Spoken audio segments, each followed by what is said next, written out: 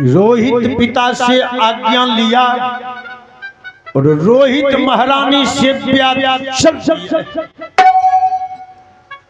और ब्राह्मण की पत्नी ब्राह्मणी जो थी, ब्राह्मणी महापतिव्रता नारी थी। एगो पतिव्रता नारी होय छै, एगो महापतिव्रता नारी। ऐसी पतिव्रता नारी थी कि पति को कम से कम 1000 गाली देती थी और 10-20 झाड़ू। ब्राह्मण नीचे से आवाज लगाया, ओ ब्राह्मणी। ब्राह्मणी 2 महला पर थी। देखिए, बलबीर जी के मौसा जी हैं, कराची निवासी हैं। की नाम कह लिए सरकार? सूरज यादव। सूरज यादव कराची निवासी। देखिए, इनके तरफ से भी अपने साधु जी के पुण्यात्मा के शांति के लिए, सदगति के लिए इनके तरफ से भी 100 रुपए का पुरस्कार है। पुरस्कार सम्मान के लिए बहुत बहुत हार्दिक अभिनंदन। भगवान से प्रार्थना करते हैं भगवान पुण्यात्मा को शांति दे, सदगति दे और उनका आशीर्वाद सौ परिवार के ऊपर, सारे भाई बहन के ऊपर बनी रहे, ये कामना है। पुरस्कार के लिए बहुत बहुत हार्दिक अभिनंदन। ब्राह्मण की पत्नी महान पतिव्रता नारी थी। ब्राह्मण की पत्नी जो आवाज सुनी, कही काहे लगा फाड़ के चिल्ला रहे हो? ब्राह्मण नीचे से कहा, जरा नीचे उतरो न, देखो न तुम्हारे लिए क्या खरीद के लाए। 2 महले पर से कही, कितने में खरीदे हो? ब्राह्मण ने कहा कि तुम्हारे लिए सस्ती दासी थोड़े खरीद सकते हैं। ए ब्राह्मणी, 30,000 मोहर में खरीदे हैं। 30,000 मोहर का नाम जो सुनी, बड़का नारियल वाला झाड़ू लेके सफाई करने उतर रहे। ब्राह्मण ने भी सोचा कि इसके साथ रह के जीवन में कभी भगवान का भजन नहीं कर पाएंगे। ब्राह्मण ने क्या किया, अपने से 2 हाथ खड़ा लाठी ले लिया। कहा, आओ आज दोस्ती में कुश्ती करिए देना। ब्राह्मणी जो बड़का लाठी देखी, ब्राह्मणी सोची लगता है आज कोई डाइन को जोर में लेके चले आए हैं साथ में। झाड़ू वहीं पटक दी और महारानी से के सामने आके कही, चली अंदर। इतने ना जोर से कही, चलिया अंदर। रोहित सामने आके कहा, है मालकिन, प्यार से हम दोनों माँ बेटे को कहेंगे आप, तो हम दोनों माँ बेटा प्राण भी दे सकते हैं। आज तक मेरी माँ को कोई इतना जोर से कुछ नहीं कहा है। ब्राह्मणी कही कि बड़े भोले भाले बनने आए हो। 30,000 मोहर का क्या कीमत होता है? दोनों माँ बेटे से पाई वसूल करूंगी। उस दिन से ब्राह्मण तो बेचारा झोला कमंडल लेके चल दिया, लेकिन वो ब्राह्मणी महारानी सेव्या से रात भर चक्की चलवाती है।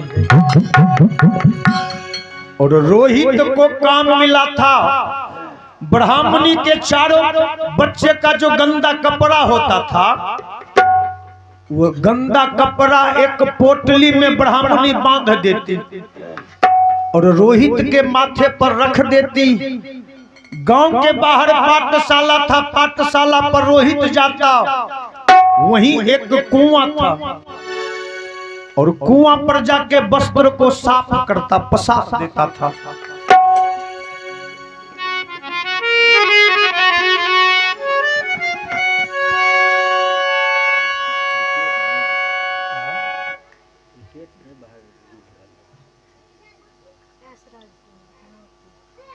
देखिए, यशराज जी नाती हैं।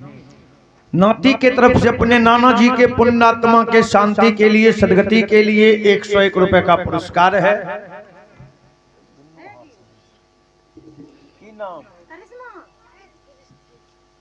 सृष्टि देखिए सृष्टि ये भी नतनी है, नतनी के तरफ से भी 21 रुपए का पुरस्कार है। देखिए ध्रुव कुमारी ये पोता है, देखिए अपने दादाजी के पुण्यात्मा के शांति के लिए इनके तरफ से भी 101 रुपए का पुरस्कार, और रियांश के तरफ से भी अपने दादा के पुण्यात्मा के शांति के लिए सदगति के लिए 101 रुपए का पुरस्कार है। और आदर्श कुमार नौती देखिए अपने नाना जी के पुण्यात्मा के शांति के लिए इनके तरफ से भी 101 रुपए का पुरस्कार है। और करिश्मा के तरफ से भी देखिए करिश्मा भी अपने नाना के पुण्यात्मा के शांति के लिए सदगति के लिए 11 रुपए का पुरस्कार प्राप्त करवाए हैं। बहुत बहुत धन्यवाद आप सबों को। सौ परिवार आनंद में सुख में मंगल में जीवन व्यतीत हो ये कामना है, और पुण्यात्मा को शांति मिले सदगति मिले ये भी प्रभु से प्रार्थना है। पुरस्कार के लिए बहुत बहुत हार्दिक अभिनंदन।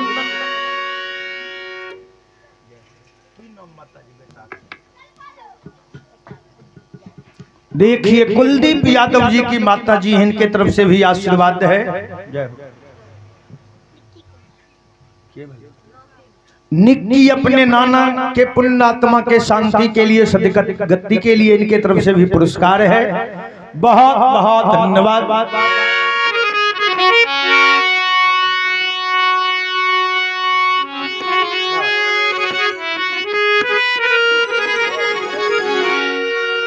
देखिए आज पिता के बिना ये सारा घर सुनसान लग रहा है, नहीं? जिस दिन पिताजी संसार से विदा लिए होंगे तो सबके आंख से आंसू बह रहा होगा। बेटा बेटी पुतहु समधि समधिन सारो सबके आंख से। 2 लाइन का श्रद्धांजलि के लिए भजन सुना देते हैं। सोची सोची बरसे बेटा बेटी के नयनमा, सोची सोची बरसे बेटा बेटी के नयनमा, बाबू भी न सुना लागे घर बागन माँ, बाबू भी न सुना लागे घर बागन माँ, बाबू भी न सुना लागे घर बागन माँ, बाबू भी न सुना लागे घर बागन माँ, सोची सोची बरसेला बेटा के नयन माँ, सोची सोची बरसेला बेटा के नयन माँ, बाबू भी न सुना लागे घर बागन माँ, बाबू भी न सुना लागे घर बागन माँ, बाबू भी न सुना लागे घर बागन माँ, बाबू भी न सुना लागे घर बागन माँ।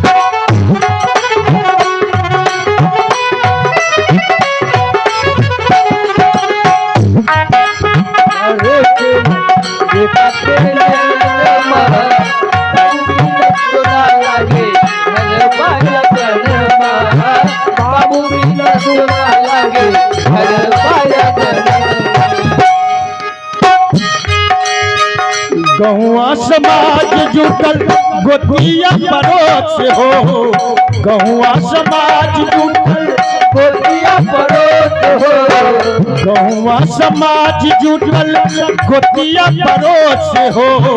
गहुआ समाज जुटल गोतिया पड़ोस हो। बाबूजी के देखी रोई केतना बेहोश हो। बाबूजी के देखी रोई कितना बेहोश हो। बाबूजी के देखी रोई केतना बेहोश हो। बाबूजी के देखी रोई कितना बेहोश हो। सपना हो गईले बाबू सौसे उमरिया। सपना हो गईले बाबू सौसे उमरिया। बाबू भी न सुना लागे घर बागने माँ। बाबू भी न सुना लागे घर बागने माँ। बाबू भी न सुना लागे घर बागने माँ। बाबू भी न सुना लागे घर बागने माँ।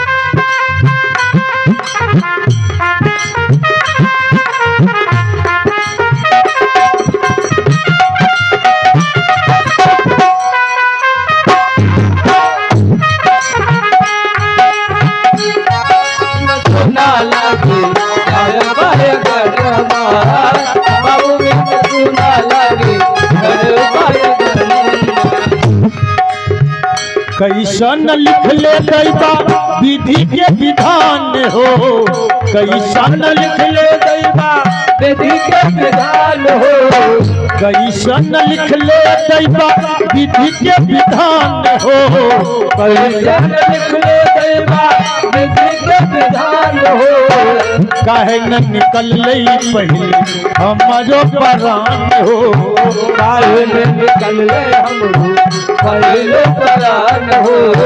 काहे न निकल पहले हमारो परान हो। सपना हो गईले बाबू सौसे उमरिया। सपना हो गईले बाबू सौसे उमरिया। बाबू भी न सुना लागे घर बागनमा। बाबू भी न सुना लागे घर बागनमा। बाबू भी न सुना लागे घर बागनमा। बाबू भी न सुना लागे घर बागनमा। बोली अपने अपने माता पिता की जय।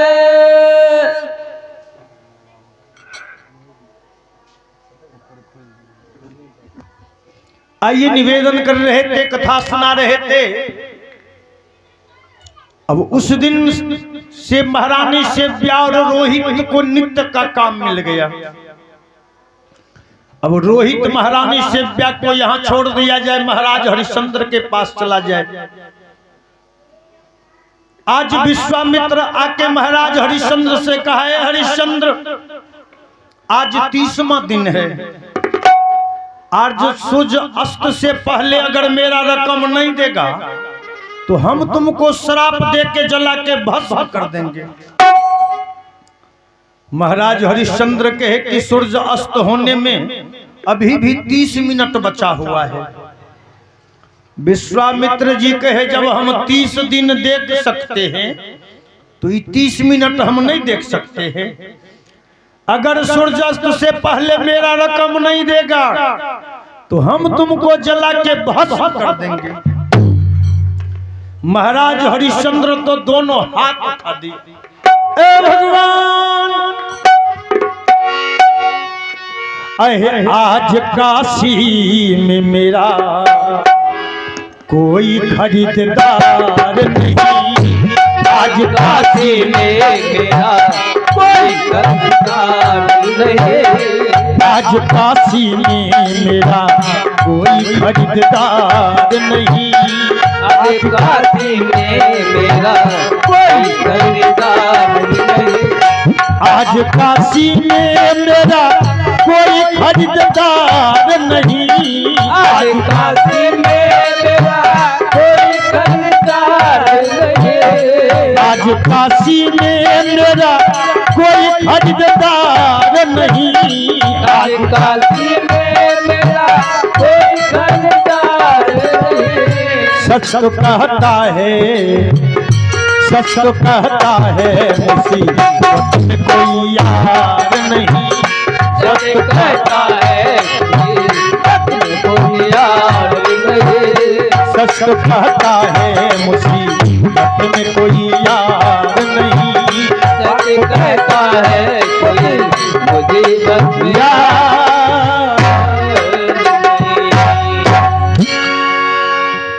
सच तो कहता है मुसीबत में कोई यार नहीं।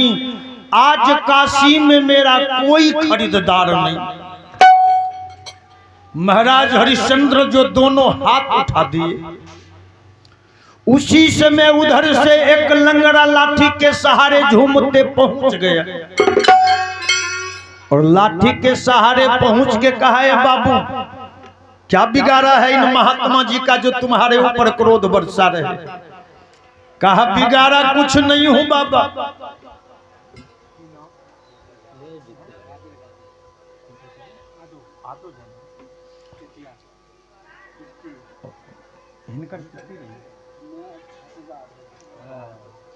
देखिए आदो यादव है, अपने चाचा जी के पुण्यात्मा के शांति के लिए, सदगति के लिए देखिए श्रद्धांजलि सभा में इनके तरफ से भी 102 रुपए का ये सम्मान है। भगवान से प्रार्थना करते हैं इनके चाचा जी के पुण्यात्मा को शांति मिले, सदगति मिले और चाचा जी का आशीर्वाद 100 परिवार के ऊपर बनी रहे, ये कामना है। पुरस्कार के लिए, सम्मान के लिए बहुत बहुत हार्दिक अभिनंदन। महाराज हरिश्चंद्र कहे कि बाबू मैं बिगाड़ा कुछ नहीं हूं। 7,000 मोहर का कर्जदार था। 30,000 मोहर मैंने पत्नी को बेच के दिया है और 30,000 मोहर सूर्य अस्त से पहले नहीं देंगे तो बाबा हमको श्राप दे के जला के भस्म कर देंगे। वो लंगड़ा कोई जवाब नहीं दिया। घर पर पहुंचा, 30,000 मोहर गिन के रख लिया, 200-400 मोहर ऊपर से भी डाल लिया। सोचा कि कहीं एक को मोहर घट जाएगा तो बड़ा क्रोधी महात्मा है, माने नहीं। वो मोहर लेके लंगड़ा वो काशी के बाजार के तरफ दौड़। लंगड़ा जब तक पहुंचा तब तक सूर्य अस्त होने वाला है। विश्वामित्र जी आके कहे कि हरिश्चंद्र अंतिम समय में किसी का ध्यान करना है, स्मरण करना है तो कर लो, क्योंकि अब हम तुमको श्राप दे के जला के भस्म कर देंगे। पीछे से लंगड़ा आके सारा रकम झरझराइए दिया। कहा रकम संभालिए, श्राप बाद में। अब विश्वामित्र घूर घूर के लंगड़े को देख रहा है कि लंगड़ा तो मेरा सारा बना बिगाड़ दिया है खेला को।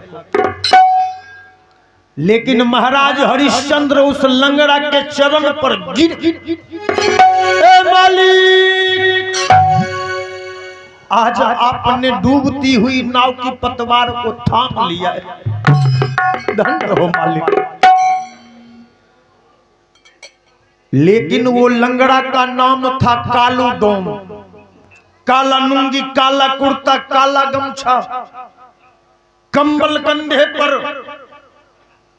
कालू डोम के दृश्य को जो देखा महाराज हरिश्चंद्र मन ही मन सोचे, भगवान कहीं सपना वाला स्थान पर तो नहीं पहुंचा दिया। किनारी चला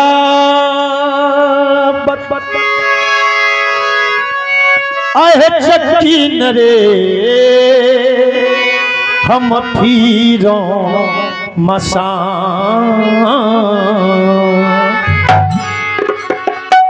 कहीं ये जात का डोम तो नहीं है, लेकिन तब तक मैं कालू डोम का है बाबू, मेरा नाम कालू डोम है। और काशी में जितना मुर्दा जलाने वाला घाट है, सारा घाट मेरा है। मैं मुर्दे का कर और कफन वसूल करने के लिए तुमको खरीदा है।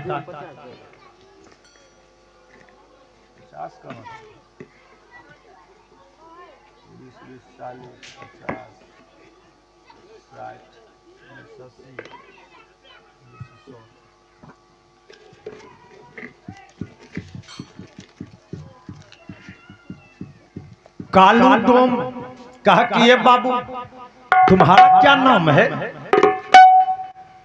महाराज हरिश्चंद्र से जो कालू डोम नाम पूछा, विश्वामित्र अपने कदम को रोक दिया कि कहीं हरिश्चंद्र यहां भी झूठ न बोले।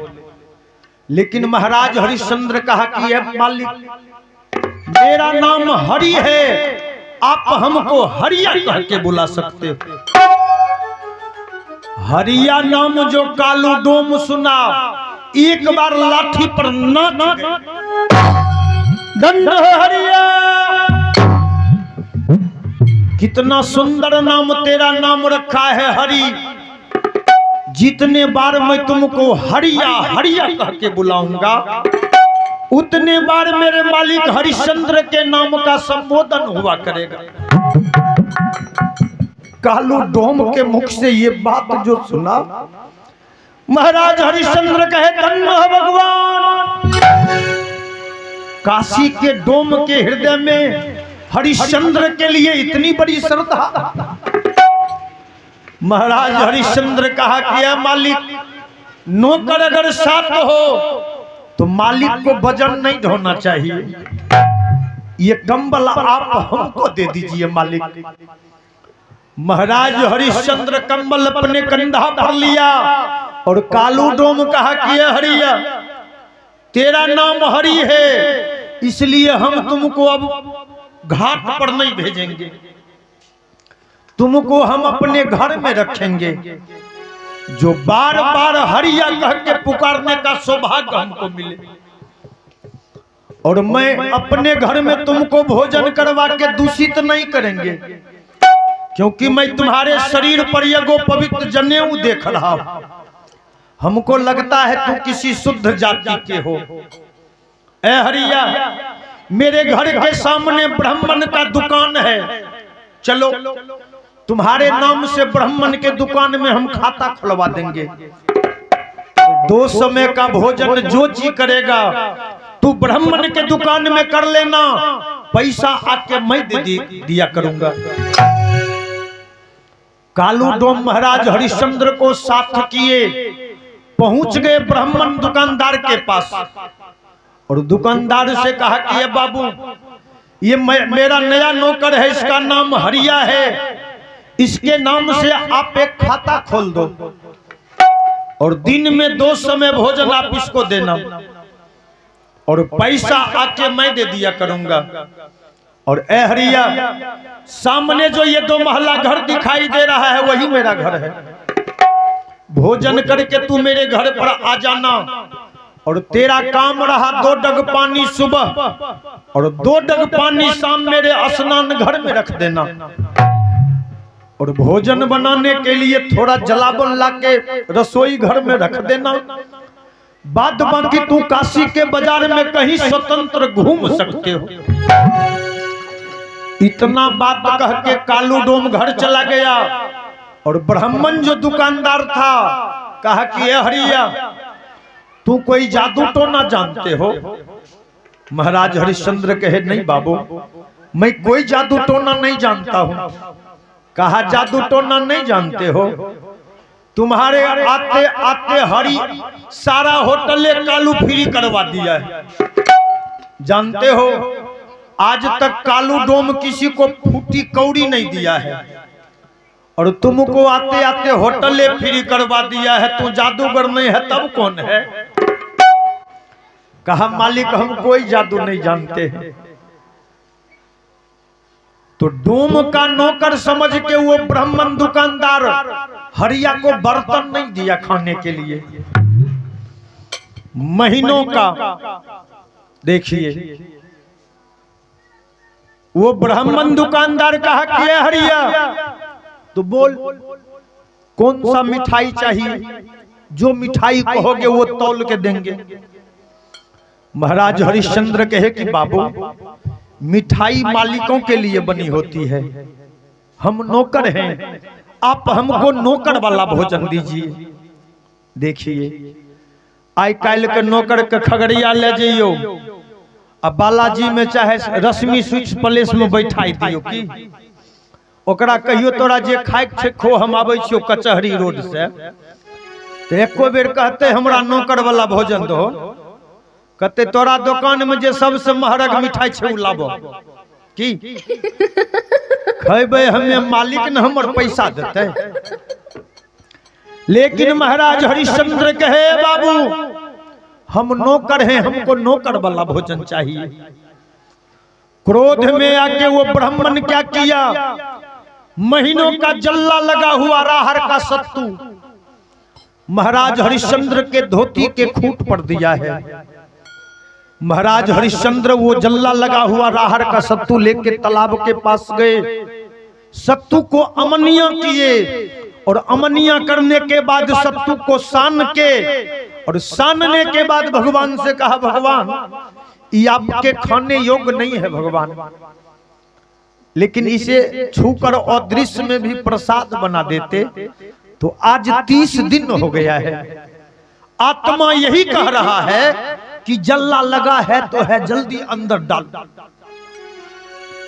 अंदर मुख में जो सत्तू महाराज हरिश्चंद्र लेना चाहे, एक बार विश्वामित्र आके महाराज हरिश्चंद्र का हाथ पकड़ लिए, जर्जर शरीर लिए, वृद्ध शरीर लिए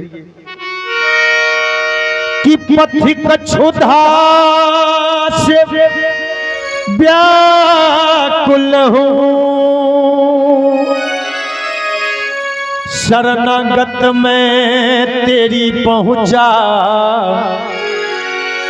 भूखे को थोड़ा भोजन दो, कहता बयान मैं हूँ सच्चा। कहा कि बाबू 45 शाम के हम भूखे हैं। महाराज हरिश्चंद्र 30 दिन के भूखे थे और वो वृद्ध शरीर विश्वामित्र 15 दिन आगे बढ़ा दिया। कहा बाबू 45 शाम से हमको एक दाना नहीं मिला। महाराज हरिश्चंद्र सोचे भगवान हम जवान हैं, हमको 30 दिन हुआ है भोजन के बगैर, और बाबा का जर्जर शरीर है, थरथरा रहे हैं बाबा, और बाबा कहते हैं कि 45 शाम से हमको भोजन नहीं मिला। महाराज हरिश्चंद्र कहा बाबा ये भोजन आप कर लो बाबा। अब महाराज हरिश्चंद्र उस दिन से दोनों समय का भोजन लेते जरूर हैं, लेकिन विश्वामित्र किसी न किसी वेश में आके मांग लेते हैं और महाराज हरिश्चंद्र अपना भोजन विश्वामित्र को दे देते।